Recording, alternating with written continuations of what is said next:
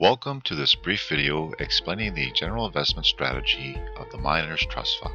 General Tribal Council directed that the Oneida Trust Enrollment Committee invest in a prudent manner, which in the simplest terms means to invest the money with care.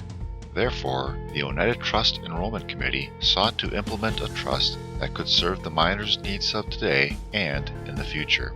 To do this, the Oneida Trust Enrollment Committee developed criteria and formalized it in a document called an Investment Policy Statement.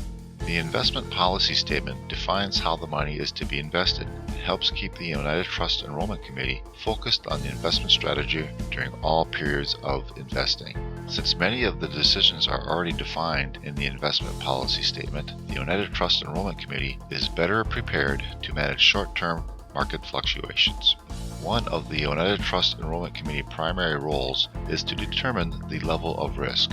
All investing has risk, and stated simply, it is a measure of the level of uncertainty of achieving the returns as per the expectations of the investor. But with risk comes reward. If an investor is willing to have more risk with his or her money, then he or she should be rewarded with more earnings. When it comes to investing, there are many forms of risk. Investment risk, which is receiving less than expected, political risk, such as a political unrest in a region of the world, liquidity risk, converting your investment to cash when you need it, currency risk, the short-term fluctuations of exchange rate between currencies or countries, and many more. The Oneida Trust Enrollment Committee was most concerned about investment risk. For the miners, the investments were limited to stocks around the globe, which represent the greatest risk, but also the greatest reward. Bonds, which have less risk and lower price fluctuations on a short-term basis. And cash, which has very little risk, but also no reward, especially with today's historic low interest rate environment. To manage the investment risk, Oneida Trust Enrollment Committee uses a model of allocating a portion of the portfolio to stocks, a portion to bonds, and a portion to cash. This is known as asset allocation. Other key criteria in the investment policy statement is the selection of a portfolio manager, who should decide which stocks and what bonds to own in the portfolio, when to buy them, when to sell them, and how disciplined are they to their strategy.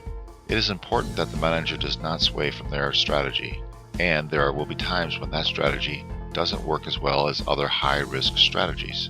But trends come and go, and ultimately it is those professional managers that stick to their strategy that will benefit the miners the most in the long run. Another form of risk the Oneida Trust Enrollment Committee had to be concerned about is inflation risk, which means the investment may not earn enough over time to keep pace with the increasing cost of living. Inflation risk affects conservative, insured investments such as certificates of deposits issued by a bank or a credit union. Take a look at the historical savings rate using a 90-day Treasury yield. When we add inflation to the chart, we get what's called the real return. Inflation is a silent expense eating away at your return. Here's another way to look at the impact of inflation. This savings account started with $100 and grew to $194, but the money earned in the investment feels like much less. The $194 account has the purchasing power of only $132. This is why a savings account may not be the best investment for the miners. Here we're going to look at a real example of one of the groups of beneficiaries in the Miners Trust. These beneficiaries are currently invested in the 15 Plus portfolio and have been invested since 1999 and started under the age of 1. Since that time, they have received $21,100 in per capita into their trust account. If the Oneida Trust Enrollment Committee had placed their money into a savings account, they would have a nice return and have about $3,986 additional dollars. However, the money was invested in the Miners Trust account, which became the 0 to 14 portfolio. When they reached 15, the account was moved to the 15 Plus portfolio. This group is getting ready to claim their money or defer a portion or all of it until they are ready to claim it. As of June 30th, 2016, they have $33,688, a gain of $12,873. The Oneida Trust Enrollment Committee uses similar oversight for both the 0 to 14 and the 15 Plus portfolios. The allocation of stocks, bonds, and cash are different between the two portfolios, but the overall process is the same, helping the miners grow their investment and get a head start with their financial future. We hope you enjoyed this brief video.